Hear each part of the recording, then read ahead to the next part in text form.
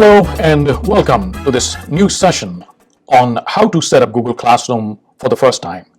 This session will be of special help to those who have never used Google Classroom before, who have never set up Google Classroom before, and especially at the beginning of a new school year, this will be of much help to those who would like to deliver their instruction and content through Google Classroom.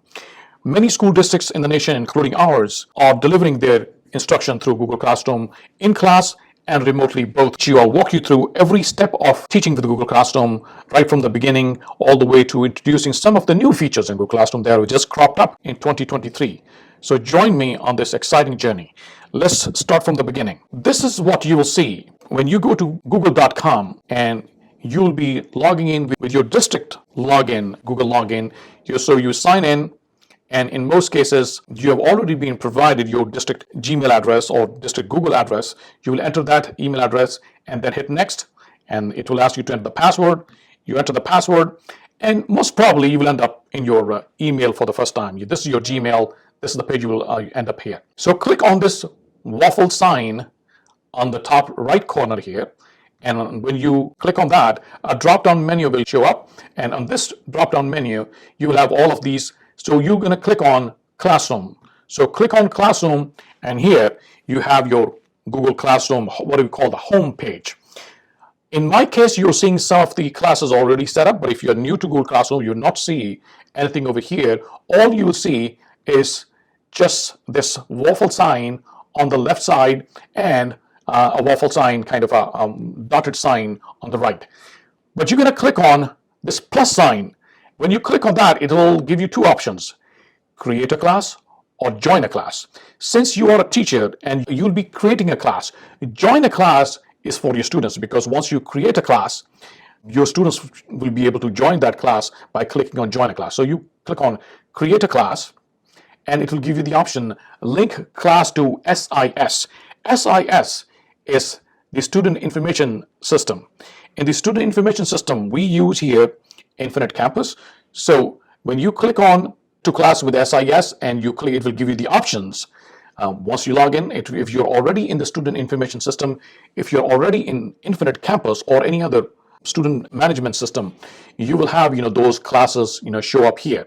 Since I am not, so I'm going to skip this part and go straight to creating classroom. But in your case, if you see that your name is already showing you the number of classes you'll be teaching, those classes will show up on the previous screen.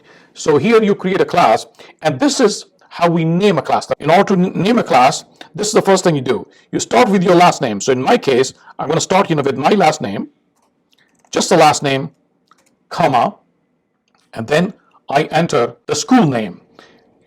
In order to save the length of the name, because if you name it very long, it won't show up on the thumbnails of Google Classroom. It won't be visible to your students, the entire name. I strongly recommend that you use an abbreviation for your school. It could be MLK for Martin Luther King. It could be JFK for John F. Kennedy. It could be IHS for International High School. So let's say if I do Eastside High School. So Eastside High School, usually the initials for Eastside High School are EHS. So then comma again. After that, you, again in abbreviation, write down the subject that you're teaching. Again in abbreviation or initials. So let's say if I'm teaching English 1, I'll say ENG 1, comma. Now I'll do the year. So it will be 23-24 school year. That's about it. 23-24, that means now I have all the necessary information to name a class. Section is what the section number is in your Infinite Campus. So it could be, in this case, let's say section 1, 2, 3, 4, 5-1. Subject, like I said, English 1, and also the room number, wherever you are holding your class. It could be, let's say this is the room number here, and then you hit create. It will take a couple of moments because it's setting up all the background information that is needed, all the background data to create a class. So look at that. We just created a brand new class here with this name, and this is now the home page for my class.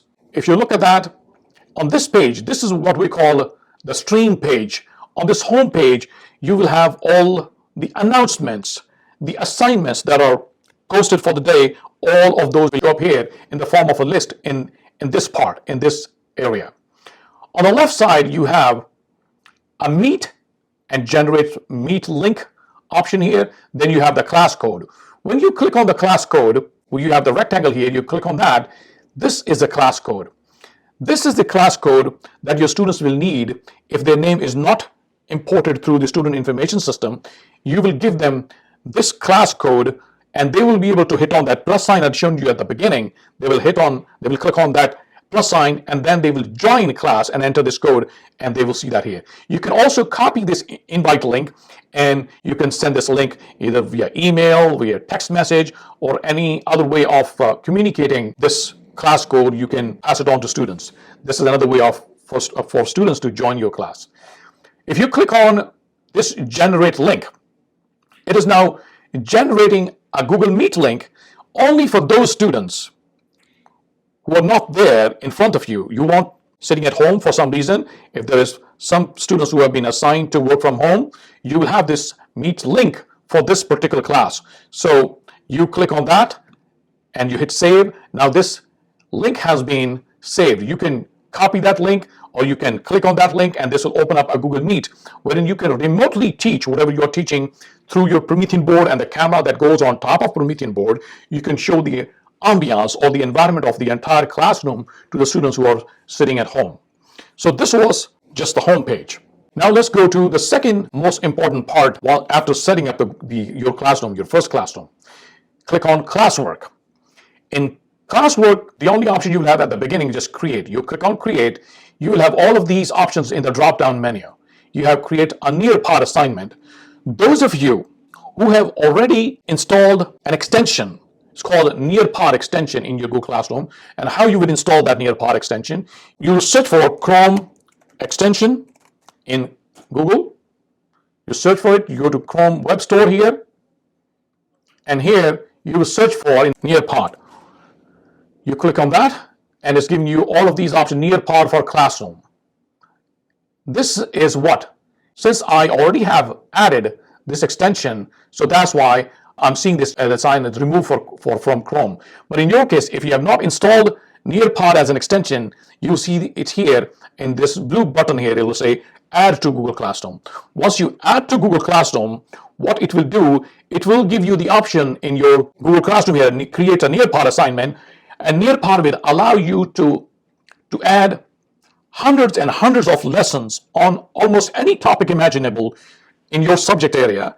It will allow you to create a full-fledged lesson along with the activities, the quizzes, standards aligned rubric, multimodal activities, all those, and collaborative activities. All of those assignments and lessons are available to you when you click on create a Nearpod assignment. We're going to skip this for now because this requires a full-fledged lesson of its own. But in the meantime, I would definitely want you to go ahead and add that Nearpod extension as it's shown you before. So that way you will have fully formatted, fully provided, and fully comprehensible, fully made, formatted lesson plans ready to use for your Google Classroom.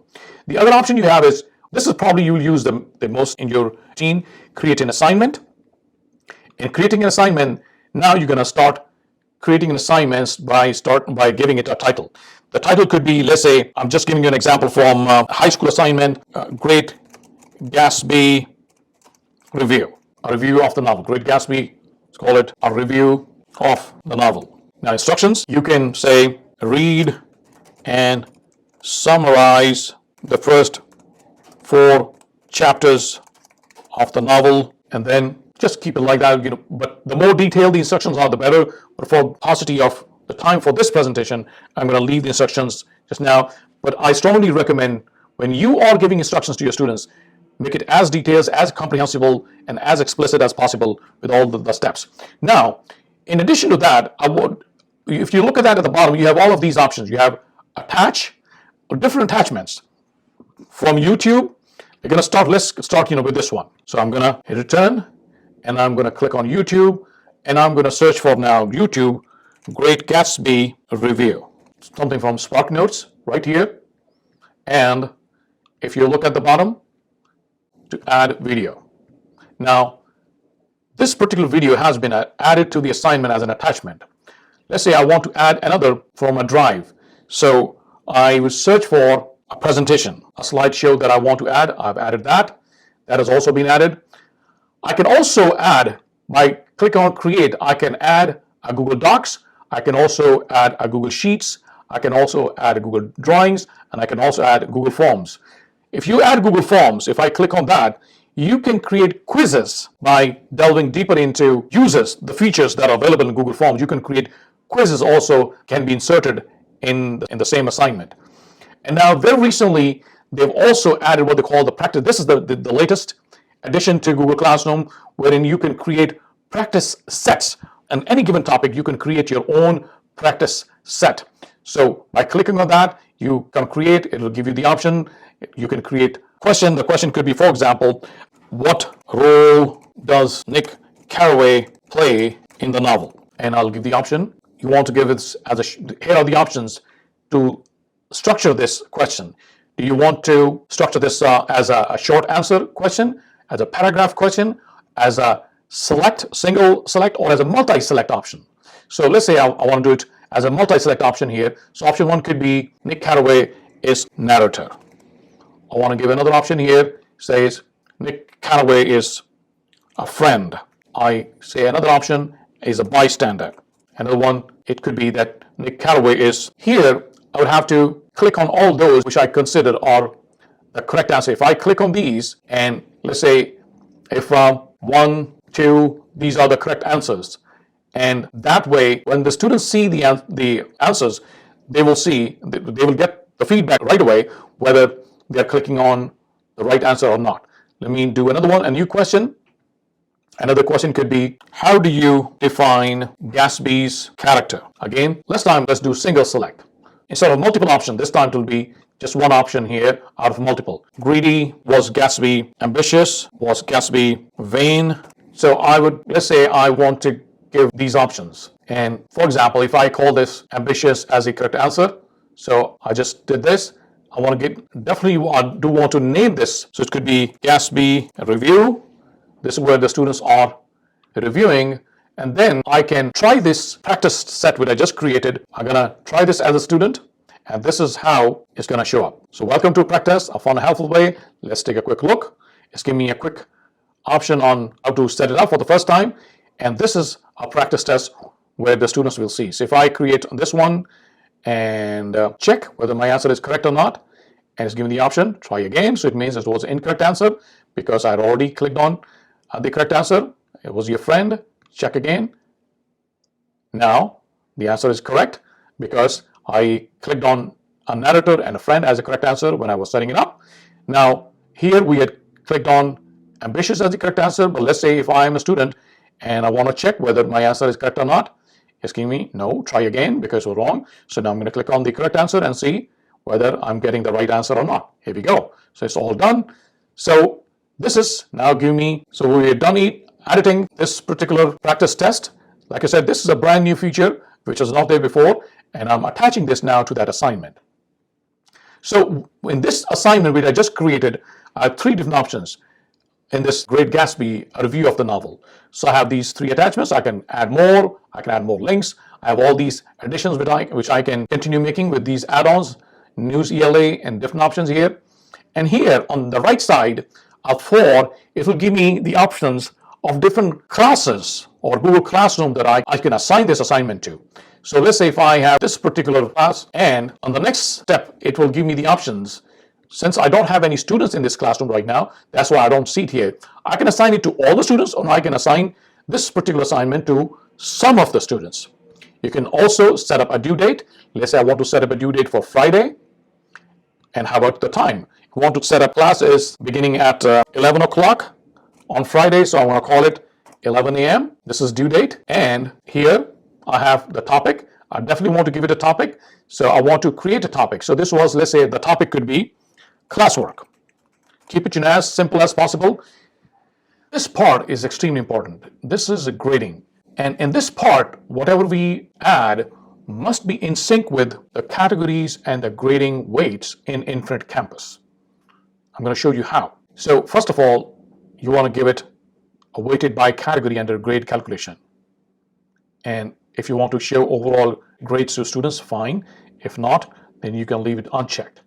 Grade categories. This is the most important aspect of the syncing of grades between Google Classroom and Infinite Campus. If there's a discrepancy between the categories and the weights, the grades will not transfer from Google Classroom to Infinite Campus, because Infinite Campus, or the Student Information System, is the portal from which the students and their parents would see the overall cumulative grades for any particular course. So let's do add a category. And where you're going to get these categories from? These categories you're going to get from your supervisor, who will show you. I can give you an example here. We have the categories and the weights in Infinite Campus. And this is, for example, here for grades 9th through 12th for all non-AP courses. Tests are 30% of the total weight. The category of standards-based performance task, another 30%. Classwork and homework cumulatively is 15%. Quizzes 15%, and 10% is the overall participation in the classroom. So if you do the total math, 30, 30, 15, 15, and 10, all these come down to 100%. The categories for other grade levels are different. For example, from grade 6 to 8 social studies, these are the weights and in each category. So I would recommend you to go through this particular presentation from the academic services, and your supervisor should be able to show you the exact weights if you don't have access to that. So let's use this as a category. So we're going to start with the tests. So we're going to go to Google Classroom, tests 30%, add a category. And now we go back here again, and standards-based performance tasks, another 30%, add another category. And the next category is classwork and homework, 15%. Go back here, add classwork, homework, 15%, add category again. And this time, the next category is quizzes, 15%, quizzes, 15%. And lastly, class participation, 10%. Total, 100%. All this ready. Now we can hit save. It has saved all the categories here. So now let's go back here in the grading. Now we're back on the assignment posting page, and here the category in this case, this could be classwork or homework, and the total number of points, whatever that is. Set the grading period. Like we mentioned before, the grading periods are the marking periods. So now let's say MP1, start date 09/06/2023, end date, hypothetically, let's call it 12/01/2023. Hit save. So now this has been saved to MP1, marking period 1. If you want to add a rubric, you can do that too. It will give you the option. You can create a rubric, or you can reuse if you have from before, or import from Google Sheets. So we are almost done in terms of populating and adding content to this particular assignment. Now it's a time to assign it. If you click on the word assign here in the blue button right at the top right, this is going to assign the entire assignment right now. And if you want to schedule it for future, you can schedule it for a particular date and time. Let's say you want to schedule it for Friday. So let's schedule it for Friday at, let's say this particular class that I'm assigning this to is starting at 11 o'clock in the morning. So I'm going to call it 11 a.m.